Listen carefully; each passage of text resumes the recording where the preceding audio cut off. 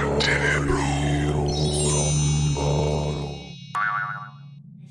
I want a location for someone.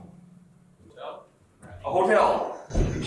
So there's the monster, there's the locale, and the third, I want you to think of a really cool scene from a book or a movie. Could be a horror movie, you know. It doesn't have to be. The main scene in The Shining. Which scene in The Shining? The maze outside as he's chasing. The maze. The maze in The Shining. Okay, so now what we're going to do, we're trying to kind of hook these together to make a scenario. Where somewhere in the scenario, we're going to have the maze. We're going to have the hotel be part of the locale. We're going to have a Yeti somehow influenced. So, let's think about this for a little bit. And here's where we kind of riff and say, okay, so if there's Yeti, I guess it kind of has to be in the Himalayas, unless we decide that Sasquatch or the skunk ape it will qualify as a Yeti, which I guess it could, right? Yeti Hotel Maze. Okay, so what I'm thinking here is if we actually, the Yeti thing doesn't seem to draw us to the Himalayas. You notice I didn't come up with any of these things. I just have to like figure out a way to work them in. So I can say, okay, so we'll go ahead and we'll put it in the Himalayas. I would say it's going to be in Bhutan or Nepal or the occupied Tibet. Which of those do we like the most? Occupied Tibet gives us the option of Chinese repressive shenanigans, which is kind of interesting. Bhutan and Nepal have their own appeals. You know, anyone got an opinion on this? Shout it out if you do. Occupied Tibet. Occupied Tibet? Okay.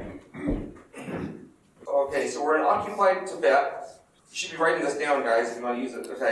So if it's occupied Tibet, and we have a totalitarian state involved, which we do, right? So this is kind of cool. And when I say that that China is a totalitarian state, I use this with full knowledge that all of my games are produced there. And I feel that the best way to make China not an evil totalitarian state is to keep trying to, hook up with it with the outside world. So that, because when I went to Guangdong a few years ago, I noticed that all the manufacturers and the people that we work with, none of them cared about the government. They just liked, they liked us, they liked capitalism. They all had shrines to the war god inside their factories. And I asked them why it was the war god. And they have oranges and things in their set. And I said, why the war god? It was also the god of money. So that was cool. So I said, what does the government think about you having worship things? And he said, we don't care about the government. So I'm putting my reliance for free China on the people of China rather than, the government of China. Okay, my political diatribe aside, we'll go back to figuring out, but with that occupied Tibet thing, and I assume it's probably more repressive in Tibet than Guangdong, we can have some kind of government cover-up or overriding thing that could cause trouble, or we can ignore it, and just say we're not going to worry about that. So this is a locale that's not trivial to get the players to. So how do we get there? This is not always a question I have. Sometimes it's really obvious. And this isn't the hardest thing. It's obvious the players want to play the game. So we'll think about how we're going to get there. And we'll say, okay, so the players are headed off to occupied Tibet to this hotel, which is named, so it's Hotel Oolong. Probably once had a Tibetan name, but the Chinese renamed it. And you're going to go there probably for some event. I doubt you'd take your vacation to occupied Tibet on a whim. So there must be something going on, because otherwise you go to Nepal, right? I think the government wants you to go there. Doctors Without Borders. What? Doctors Without Borders. Doctors Without Borders. Okay. So now what I'm going to say here is that instead of going Doctors Without Borders, which I'm going to say depends on your group. This is your players. If one of your players is a doctor or has some medical connection, Doctors Without Borders.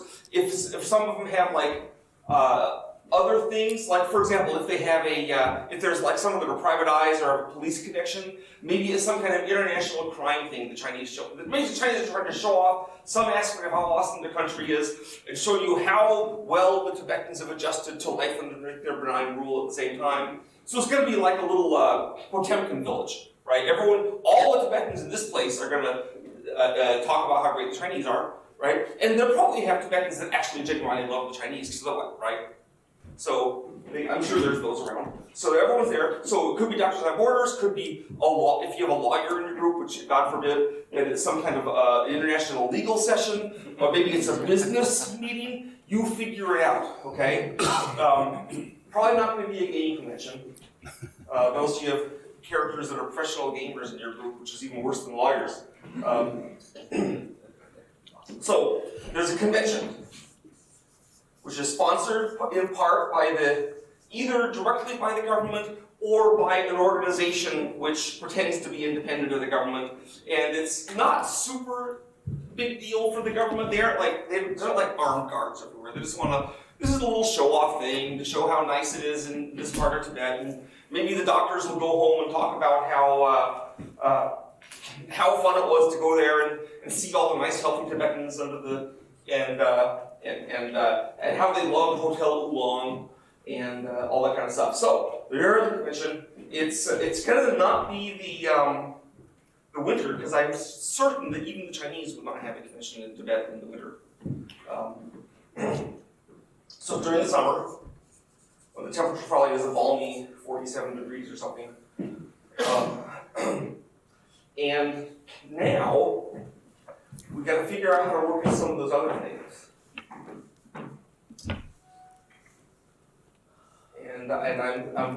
So I think one of the attractions, so there's a hotel here, so there might be some kind of tourist attraction. And what I'd like it to be is, of course, the maze. Okay, so Tibet doesn't sound like a really great place for a hedge maze. But what about a stone maze? And I'm thinking here that some ancient group of monks who's now extinct, not the red hats or yellow hats, but some other group, because Tibet was like a thearchy, right? Had built a maze, either as a building with a maze inside, and the idea is it's a spiritual maze that you walk through and open up your inner self and realize and become one with Vishnu or whoever, right? And so they have this huge maze inside, and it could be a walled maze open to the sky, or it could be roofed. Which do you think would be prettier? Open roof. Okay, so you have an open maze with walls high enough to go over your head, so you can go through it and not see where you're going. And since it's not a hedge, you can't actually break through into the next thing. So you're supposed to walk through this, and there's a lot of horror stories that have mazes, so we know the center of the maze is going to be something awesome. And we also know, because it's obvious, that this order of monks did not, in fact, worship Buddha, but they worshiped something much, much darker. Because duh, right? That's why they're extinct. Okay, so they have a snow monster that some people say sometimes is a yeti. But I'm now thinking that an awesome snow monster to have for us here, to be located in the maze, to be our sinister, terrible opponent, is white and furry and big, but is probably, I'm thinking Nafka is what we have in the maze, or a way to summon one. Now, have any of y'all seen my YouTube video on the Nafka? Oh, okay. So I pondered about the nature of the Nafka, okay, and I realized some things. It lived in Greenland, right? And it's supposed to be a dangerous thing. And I said, okay, it can't be a highly aggressive carnivore in Greenland because there's literally nothing to eat, right? So how does it function? And I came up with the idea that it has these horns, right? Which why would it have horns? The horns are a heat transfer, and actually what it does for its food is it gets heated things on the horns and transfers that to it, and the heat exchange gives it energy. It might hang dead bodies from the horns, or something, right?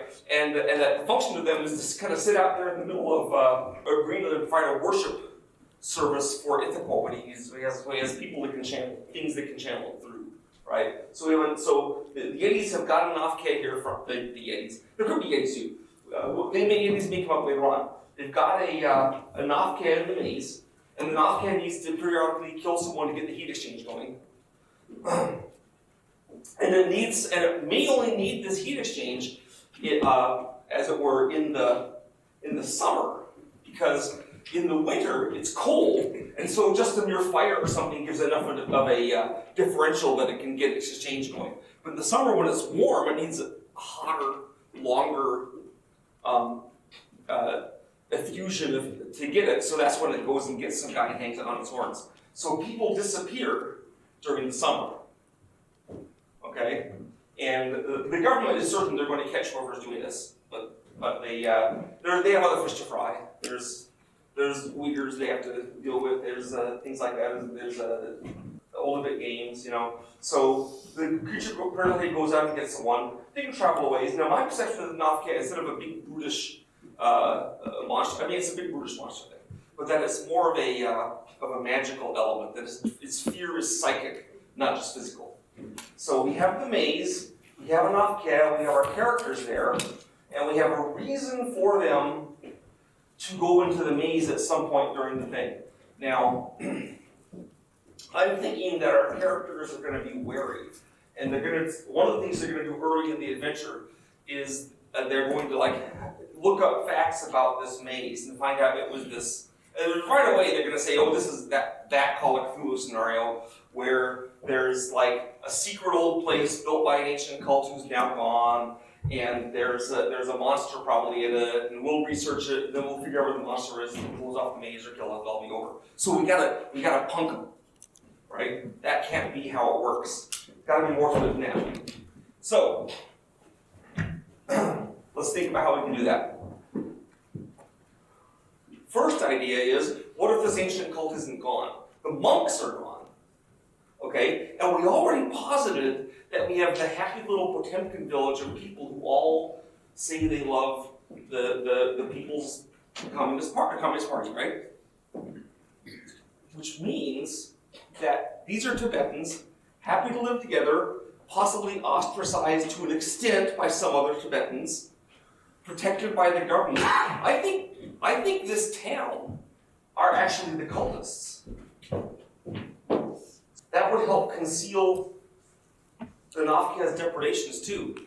If the people in the town went out to neighboring towns or far off, and they dragged back people for it to eat, then it wouldn't just be people in the town. And plus now we have a whole town of cultists like Innsmouth. I mean, Innsmouth isn't exactly cultist, but you know what I mean, right? So we have a whole town of cultists doing things, which leads to interest. So as the players start researching this thing, and the idea here that the big reveal for the players is going to be that they're going to start out saying, "Oh, it's an old abandoned, it's an old cult, and they've left something behind in the maze that we're going to solve. It's a pretty straightforward scenario. All this is covered." And then as they start going out and talking to the cultists, what are the cultists going to do? This is not a rhetorical question. So you're a player. You're going to go talk to the people in town about their thing. Oh yeah, old Zachary Taylor. Well, you know, some Chinese name or Tibetan name. What is that guy going to tell them? Being a cultist, hearing them ask about the maze. Yes. Well, he's either going to try and cover it up so that they're not trying to figure it out, or trying to convert them to their cult. Yes. Well, converting a person from outside the country to the cult might be a tough hold. You might try that at first, because after all, he's insane, right? But also, I think that one of the deals is that during the summer, you know, now I kind of want to do more with the maze than just have it be a monster in it. Yes? Well, the maze isn't where the cultists actually do things. It's just a distraction to keep the investigating figures while they do something else. The maze is a distraction? Yeah. Yeah, it could be. But it is a scene of one of a big scene, which the big scene could be when the cultists rise up and are hunting the players through the maze. That could be the scene. But I'm also wondering if, now one of the deals about cults and Call of Cthulhu is that pretty much all the cults are atheistic, in that they're actually in it like for the money, so to speak, right? Or whatever, right? If you're in Innsmouth, you're worshiping the Order of Dagon because you're living forever, and your kids are. And if you're a first generation, so you don't live forever, you're getting gold from the sea and lots of fish.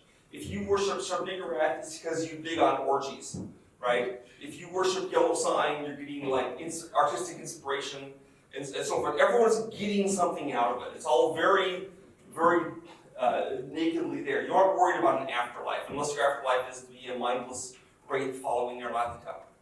So these cultists are getting something out of this. Good crops. What if they had to feed this thing periodically? And that's like the tithe to this thing. And in exchange, it gives them good crops, good fishing, good hunting.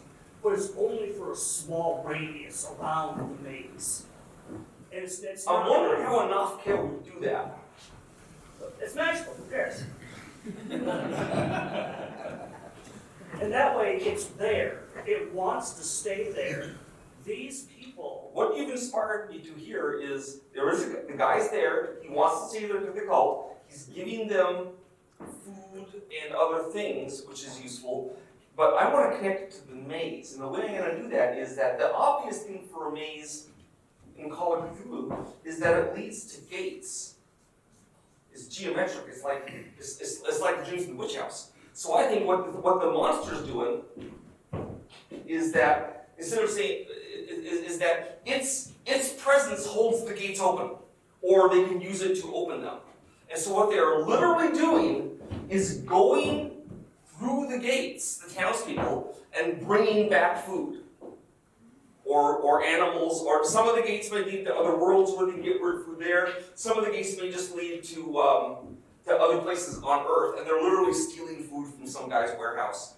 Maybe that's also why they're yes, you No, I was going to suggest it's also why that they're holding the convention there. Because since they're going to another place, they have rare trinkets, and therefore this is one of the places that the occupiers can show off as like, look, we do have tourism. Look at our things. That's true. And maybe the unusual arts and crafts of this village and the strange plants they have is another attraction. If your group is like archaeologists or botanists or something like that, then that might be another reason for the convention. If not, they kind of guess. So in the Stephen King novel, 1963, there's a part where the local diner can sell their food for really, really cheap because he's actually going back in time and getting it from the market back in time. So it could be a really cheap area to be like. Or yeah, it could be cheap, or they could literally be stealing it, right? Well, yeah, they would be getting it for You know, free. some shop in New York, like everyone says, man, there's so much shrinkage in our warehouse. You know, it's like at night Tibetans are sneaking through and grabbing it. It's like, and this is also kind of funny because it makes these magical gates that can go anywhere spacing down be used essentially for burglary. And it's like these cultists have no imagination. Well, why would they have to, right? And it also means that when we're going through the maze, of course, some of the gates lead to somewhere more sinister. And it means that when our players go through the maze, if they get to the scary gates, then we can have really exciting results for the players. And I'm also going to assume that they don't want that one of the clues they eventually are going to come down with is they're going to see people from town at night probably sneaking into the maze. And I'm thinking right now that there's a tension between the maze, the townspeople, and the hotel. They didn't want the hotel; they were fine on their own.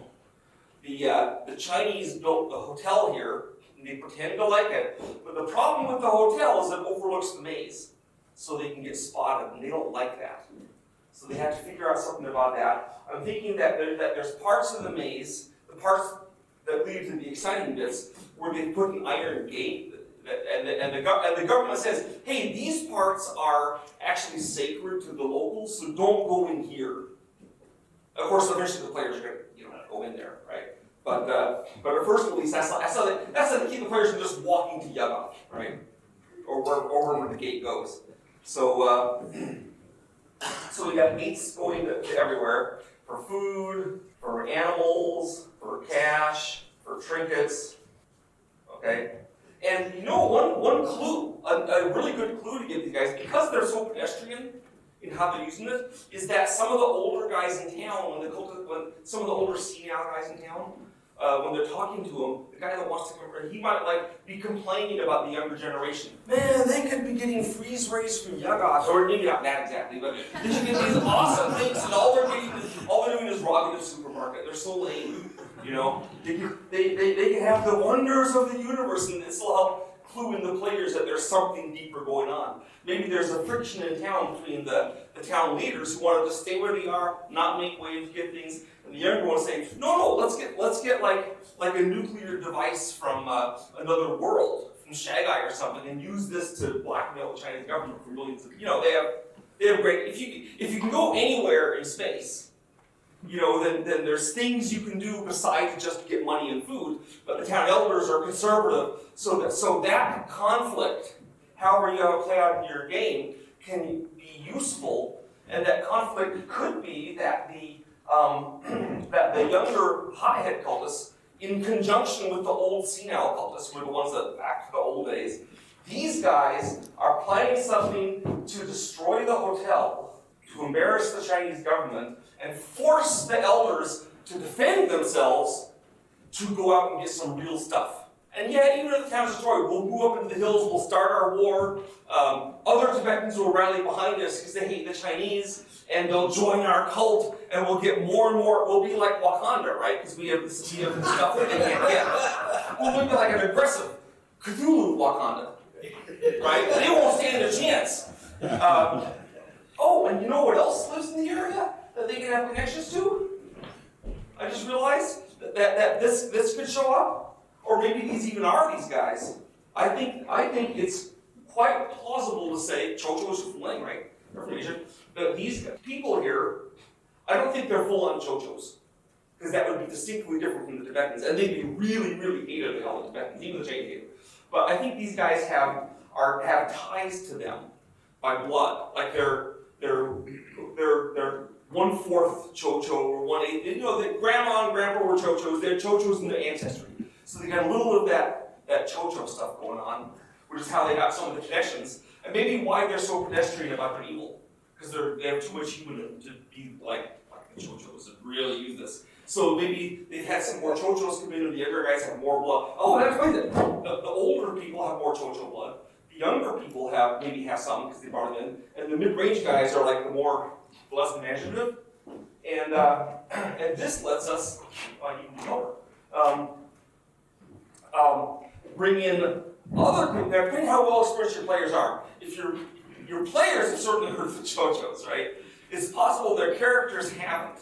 In which case, it's easy enough to clue them in with like a book in the hotel or something about Chochos. Oh, you learn about Chochos here. So when they are investigating the town and they find Chocho stuff, a little bit of that, then that hopefully will send a chill down their spine, because that's not something they wanted to find, right? The Chochos are just a nightmare, as you know. So we got Chochos, we got the old plus young alliance against the elders, and if we have the hotheads planning to literally destroy the hotel, and what is the most? Now they don't want to just blow it up. They have to destroy the hotel in a way that makes it clear that they are Wakanda, right? This was done by high-tech stuff, or not high-tech stuff, by like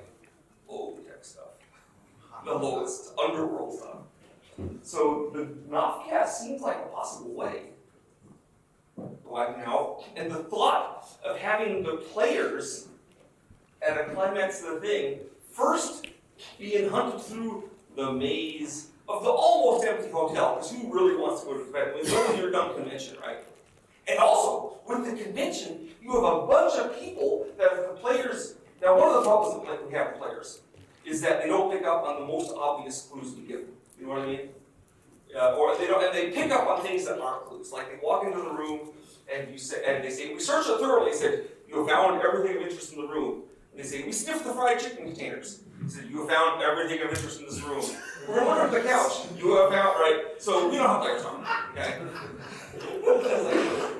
You say, there's an arcane route, there's an address written on the wall in blood with a guy scrawling, go here before he dies. They go, probably a trap, and they don't go there. But with a hotel full of people, you have so many guys that can stumble onto stuff and say, hey, you got experience with this, or we buddied up in the hotel bar. What do you know about, have you ever heard of Chochos? Or like, talk to this old guy in town. He seems to know what he's talking about. Or, man, there was this weird humming noise coming from the maze the other night when I was going through it. It was just behind one of those grates you're not supposed to go through. And there was an eerie blue glow. Or someone hearing the Nafka howling.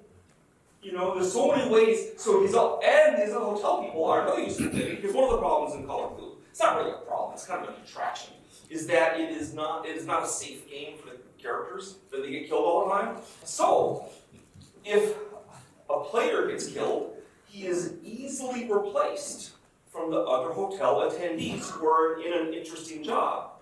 And if you don't want to actually kill a player because, you feel sorry for him, then why are you playing Call of Cthulhu? But also, you can kill one of the hotel guys that everybody got with. Okay? And that will have an effect. And you can include in the sand loss. This is the guy that you had a drink with in the bar last night. His head's been torn off, or whatever, it's a 1d6 sand loss in City Girl. But the point is that this convention gives you so much stuff to use for clues, for direction, for misdirection, right? And so forth. And so the players will be jerked around so much they'll hate you, which is exactly what you want. So we got the bad guy's going to unleash the Nafka on the hotel. So there's a climactic scene when we found out too much. And what I'm thinking is to give our players a chance. Is that because we are researching what's going on, because they're finding out stuff, the hotheads are forced. I should probably call them ice heads or something because they're worshiping cold monster. But they're forced to prematurely unleash the crowd. Right? So they got this monster, and the scene of it rampaging through the hotel as the players and everyone's trying to run around and scream and avoid it as a disaster, like The Host, right? You've seen that movie. Everyone running through the hotel, the monsters trying to do it, destroying things. It's big enough to go up the stairs. Not big enough for a hotel, for an elevator probably, but you can do things. So you get a monster going through it, and eventually outside there's the cultists with torches and guns taken from the police. Maybe they got a flamethrower, and they're destroying things and filming them, right? They all got their phones up. They have video cameras. They want this to go out that they're doing this, okay? And so after this adventure's over, if you guys win, you need to be happy that the Chinese are expressing their internet so this doesn't go out. But it's pretty clear that the only way for the players to escape from the cultists and the Nafka is to go into the maze, right? I mean, that's any game master, any keeper with assault, the investigators who go in their heart of hearts know that's where they got to go. Now we may want to have some adventures in the maze ahead of time. Before they go into it for the final chase through the maze through different alien worlds. And one of the things we're going to have to do is put together some alien worlds for them to go through. Although having one of them be a warehouse full of food in New York is pretty funny. Because then they have the monster ramps in the warehouse. And of course, your goal there, if the player's goal in the warehouse is got to be, okay, if we leave the warehouse and go out onto Broadway, then we'll have a Nafka loose like in downtown New York. And that's got to be a big sanity hit on the players. So hopefully what they're going to try to do is work their way around the creature and get back through the gate to go somewhere more useful. I kind of like the idea to make it a little more trained players. They learn that the Nafkia can't be killed. He's so energized by the years of cultists, he can't be destroyed. He can maybe all you can do with him is leave him behind in one of the worlds.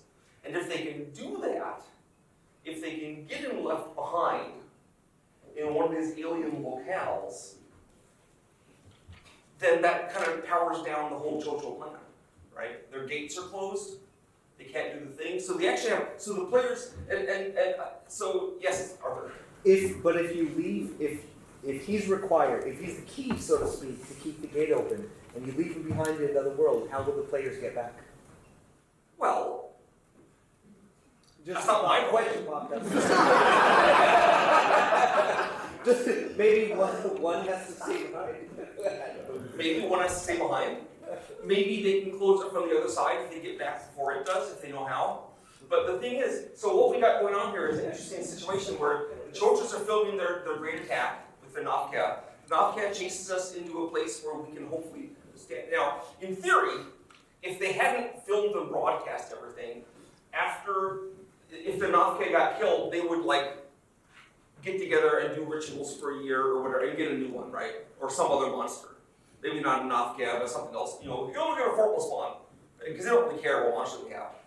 But because they filmed it and put it down on the internet, the Chinese government's going to come in and raise this place to the ground. There was an avalanche, right? And so they won't be able to get their Nafkia back. So we're kind of using the evils of the Chinese government into our advantage, which is kind of a Cthulhu thing to do.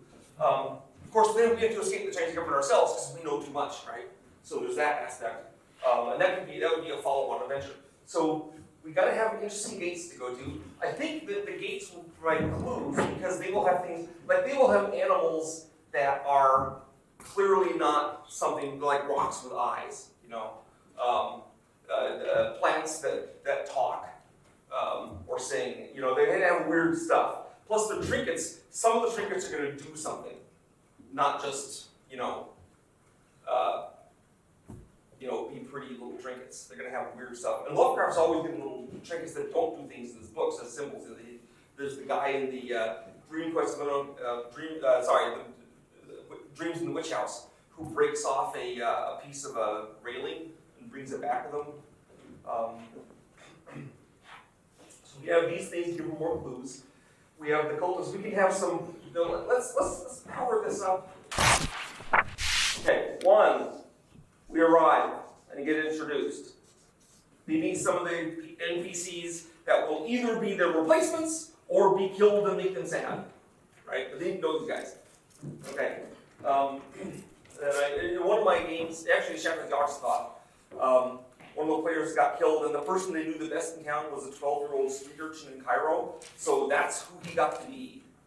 And it was kind of cool because then all the other characters were actually trying to protect and fend him off from the horrors because he was 12, right? I mean, he was actually like another 35-year-old guy like everyone else, but the character was 12, so that was kind of cool. Okay, so they arrive in the intro. They find the dark secrets, the initial dark secrets, where they think, oh, it's the maze with an old abandoned. It's the lane secret that is not the real secret. Then they start doing research. And there's the old guy, the old cultist that is senile that tells them too much. And then this is exciting for an action scene here. So once they talk to that guy, just like when Zadok Allen talks to the guy and the Deep Ones show up, I think we're going to have the Chochos make a basic attempt at killing the players. Now they could just try to stab them or something, right? But it's cooler if they summon a Byaki or what's an awesome way? You're a cultist in Tibet. You got to kill these. That's my son. You didn't get to talk. You're trying to make kind of a half-assed stab at killing these guys. What are you going to do? You have knowledge of magic. You have knowledge of games. What's your plan? Some kind of elemental, golem kind of ritual. An elemental, Yeah. like out of the snow and ice. Yeah. It's our Yeti! Right? So we have a Yeti construct attack. that's a cool idea. And at first they're gonna think it's an actual gate, right? It's furry, it's humanoid, and then maybe a piece of it breaks off and it's made of rock. You know, you realize it. So we have a Yeti attack as an early action scene. There we go. Okay, then they're going to explore deeper. We're going deeper into it. We are now at the point. At some point, they're going to go into the maze, right? And they're going to find clues in the maze, and they're going to try to figure out how can we get past these gratings and what's howling in the maze at night that we can barely hear because we're in the room at the very far corner of the hotel. And in the maze is a chance for another horror moment, which doesn't have to be a fight or anything, but something terrifying. They see someone get killed by the knockout. Dan, yeah, thank you. So, while it might not be attacking them, these poor bastards just walk around the corner and there it is. They see one of the guests. Yeah, we know they skewer them and then hang them up for the heat. So they find the frozen body more frozen than it should be because all the heat was drained out. So it's actually iced up in the middle of summer, hanging on a spike. And they know something's really wrong.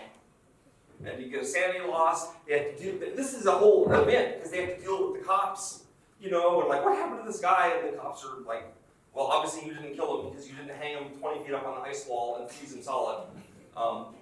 But something happened here, and so there's stuff going on. At this point, you can get to meet the local Chinese cops and maybe even sort of ally with them. So later on, when the Tibetans kill all the cops and take their guns, you'll feel sad. And also because they're naturally, one of the things that's going on here is kind of cool is that the players are naturally going to kind of suspect the Chinese and be in favor of the locals until it becomes clear that it's the other way around, right? The locals are the kind of threat. So the knockdown murder gets them set off. And of course, it doesn't have to be in precisely this order. Your players are running the scenario too. Okay, this is instead of a precise this, then this like a novel. It's like you're pulling things. These are all things that can happen in the story. Some things are labeled for the end, like the Nothcare running on a rampage, right? But if they go into the maze first, then later on they research the cultists. That's it's not going to change what's going on, right? You can be flexible. Some game masters, some keepers are really flexible and they have it open-ended. Some are very rigid. I'm kind of in between, but you can kind of do it however you want. So you can it must be this order, or you can move it around. It's okay to move it around. The point is they have a bunch of things going on, so they aren't just spending all the time interviewing cultists and exploring the maze is fun. And in the maze, so many creepy things can go on because they hear buzzing noises here, and then maybe they're one of they through the corner of their eye they see something reach through one of the gates and go back. Okay. Oh yeah, clues in town. We talked about the clues in town. Maybe they start interviewing the town people more, and this is where they see well, sure, why not? The rock with eyes, or whatever you put there. This place, alien artifacts, right? Break open your one of your old Cthulhu, they call it Cthulhu books, and look for a cool artifact that they can have, right? It doesn't matter what it is, because it's not actually key to the plot. It's something that the Tibetans have because they have arcane power, right? Some alien thing, some Yithian trinket they picked up, something from the fungi from Yuggoth, doesn't matter what. Serpent man poison, So, pick up some cool things, some interesting monstrous or alien things that aren't too dangerous, like the rock with eyes. That's my go-to creepy but harmless thing, which you can think of something to make it scary so it can actually hurt them if you want. But you don't have to. It's just rock with eyes. Okay, so we have the clues, and then the clues are going to lead them to want to do something. What would your players do at this point where they could speak in this order? There's the cult. The people in town have weird stuff. At this point, they're starting to wonder if it's the people in town. So they're going to double down on the people in town, right? And this is where everything's going to go belly up, because when they start doubling down on the people in town and checking it out more and trying to get keys to the gates, Because they remember they befriended the cops, right? So the cops might give them a key to get them in. But the cops got to have a key. They would never use it, but because they're told not to offend the locals by the government. But there could be a crime going on there. Plus, there was that frozen body, right? What the heck was going on with that? And so this means that the hotheads start taking notice of you, and this is where it starts to ramp up. Now, they're not going to do a demonstration because that brings down the wrath of the CCP. They have to do something to show their opposition. Maybe the workers at the hotel are becoming a lot surlier, or sometimes they lock you in your room. Opposition mounts. I'm thinking at first it's very passive-aggressive because they haven't figured out what they want to do yet. It might be stuff like they, you wake up one morning. When you roll out of bed, you hear a buzzing noise, and there's a timber rattler on the floor of your room. Because they put it there to kill you. And you're like, what the heck is a timber rattler doing in fact, I kind of like that idea. So go ahead and go with that, all right? Because a rattlesnake is something that they're going to know is not from Tibet. And that would actually direct them towards another convention goer, right? Because how would the Tibetans get a rattlesnake? Or other traps. Maybe one of the other convention goers, when he soaks up in the morning, dies hideously with the separating pores in his hands because they put serpent man venom in the soap, right?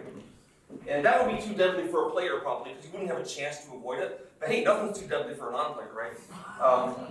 To kill someone, and so it's ramping up. They're trying to kill. Someone's trying to kill you. And they do lots of red herrings here. They could is the government covering this up? Why would they use a rattlesnake? Right? The Tibetans can't be doing it. They wouldn't have access to a rattlesnake. What's this stuff in the soap? Is this nitric acid? Combined with poison, with hydrocyanic poison? Who knows? Who knows what serpent venom is? It's something really bad, right? We do know there's no antidote to serpent venom. That's just after 200 million years of evolution, they got their venom down. Bad, right? By the way, a fun fact. So there is no scorpion antivenom, or no good scorpion antivenom. And here's why. Scorpions were one of the very first forms of land animals. They crawled out under the soil in the Carboniferous. Okay? And they've been around so long that their venom is the most complex of any toxin. They have 200 or more active components in scorpion venom, which means that nothing can get immunity to it. Because if you get immunity to one of the parts of the 200, it still is 199 points effective, and you're screwed, right? You're just as dead when it stings you, so that mutation goes away again. And it also means we haven't, the antivenom to make it, if we could figure it out, would be be super expensive, and people don't give up scorpions that much, and so scorpion venom is this amazing thing. I'm sure, and that's a fun fact you can irritate your players with now. But it also is whereas the toxin of a rattlesnake has like 5 or 6 things is all. It's much easier to get it. And even then, it's not like you get a rattlesnake, you don't just give an injection, you're better, right? In fact, fun fact, I knew a guy in Utah who studied reptiles, a herpetologist, and he got bit on his little finger by a baby pygmy rattler. It was this long. The adults are like 18 inches. They're still pygmies, right? Bit him on this finger, and this was before I met him. He said his whole arm swole up and turned black. And I met him a year and a half later, and he did not have the full use of his little finger back. So, don't get bit by a rattlesnake. He then said that apparently the pygmy rattler had an especially potent bite compared to many rattlers, but the most deadly was some Mojave rattlers are the most deadly. They don't all have the gene for this, but about 25-30% of them have this super poison that basically you're dead. Right? But the rest just have like regular rattlesnake poison, which is still no picnic, right? And the worst one to get bit by is the diamondback, not because it has more deadly venom, because it's huge and injects a ton. Yes? So I like the idea that the rattler would make the player suspect the other traveler. Yes. Right? The whole hotel is full of The whole hotel is full of them. Thanks for getting back on track. Okay, so we got this venom in the soap dispenser. We got got a hideous death, a hideous separating death. And now you have a long lecture one of the other guys in the hotel can give you about rattlesnakes. That the players are like, what the heck, dude? And then they're going to go, this is got to be the guy that did it. He studies rattlesnakes he's trying to distract, right? So he's the guy. But, okay. And then you could either have him focus on him for a while, have him dragged off by the police for questioning, and have him hanged in his cell because the torches were him. So the torches are ramping up more, trying to get closer to the destruction. So at this point, instead of ramping up anymore, we've got enough ramping up going on. I think it might be time. If you think of something else to do, like war exploration, you can do it. You can have war digging around. Depending on how the players are going. If they seem to need more of that, you can do it. I always leave open for that kind of activity, where they explore more creepy things. They see something else scary in the maze, whatever it is. But then, one morning they wake up and they brought it to a head. They said, you know what? We're going to contact the Chinese government. And then there's a roar outside. And they go, what the hell? They go out front, and it's the North Korea attack. And the Tibetans have Chinese AK-47s, and they are, that's supposed to be a GK, not an AK. And they're out front, and they have torches, maybe they got a flamethrower or something. I know the Mexican police have flamethrowers from the movie Brainiac. And so they're attacking, they're keeping people from escaping the hotel. The North Korea is rampaging through the hotel. We have an awesome chase scene. I love chase scenes in Call of Cthulhu. And maybe when we see, we just hear it roaring, so you don't see it much. You're trying to get away from this awful thing. You hear people screaming. The hotel maybe starting to frost over. I like the idea of the hotel starting to ice up. Kind of like in the Manitou, right? You seen that movie where there's rime forming on the ceilings, and so this is cool because you don't see the North Korea yet. But you can tell it's coming because frost is going along the walls, and so you know which way to go. Like away from that, okay? Without seeing it, you were able to flee, and then like people screaming, you run down the corner, it's already frozen there. There's a guy frozen in the ice in the wall, like an alien, and except ice. And you're raiding through. There's a terrible thing to see. You go out front and they shoot at you, and miss because they're not trained. They never used a gun before, right?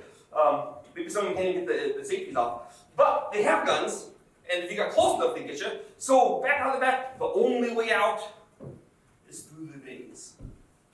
So the final scene, and possibly it goes to, we have 13 steps, which is the usual doom number we have in Arkham Horror and other games, like Planet Apocalypse, is the maze run. And at this point, the players are trying to find a place they can hold up the guy. And how can they do this? Well, at this point, I think it's kind of up to the players. Why should I have to worry about it? But I would say that they go to a place, hopefully not the New York warehouse, but Yuggoth, or some dark, or Mackay, or the Greenland ice, or somewhere like that. Well, they may not have a Greenland ice one, because there's no artifacts there. But some nasty place, and they have to go in there as it chases them in, then they have to get out before it does, and somehow close that gate. And they may or may not have dynamite. You might use pickaxes to crumble it down. They might start to crumble it down, and then it gets out and they go to another gate. But the point is they're trying to close the gate with inside, and when that happens, then the gates power down, and they're a success. And if they fail, then, Wakanda is born. Right? So this is an adventure, I think, that will be memorable for the players. That I had zero clue about what we were going to do when I sat down there, as did you. That we did as a group, so you can tell your players accurately. This is that you and Sandy put this together, but you did most of the work. And I was just an old hack that kind of helped guide it. And I'll leave this up if you want to use it. All we need is a name for the adventure, which doesn't give the clue away. And one possible name, just for fun, to mislead them, is Occupied Tibet. It's accurate yet misleading. So there it is. That's how we can make Call of Cthulhu scenarios in less than an hour. Now, obviously, there's a lot of more stuff to work out. We only had an hour. And there's a lot of stuff to customize to your players. Is it Doctors Without Borders? Is it studying the amazing life of Tibet, in which case they're going to get some really amazing life? Is it an agricultural thing, in which case they're going to find some interesting plants? And you should probably put more emphasis on trees with eyes instead of rocks with eyes, or magical, or fruits that have psychogenic properties, you know, which would be a cool thing. So, comments, questions, recriminations? But that's how I do my scenarios. And it literally starts off with critter, place, scene. In this case, the scene was at the end, but it's also all through the thing. Sometimes the scene's at the very start to set it off. It just depends, right? Okay, well, thank you very much. I was entertained. Like me? Look at my notifications and buy my stuff like this. Thanks.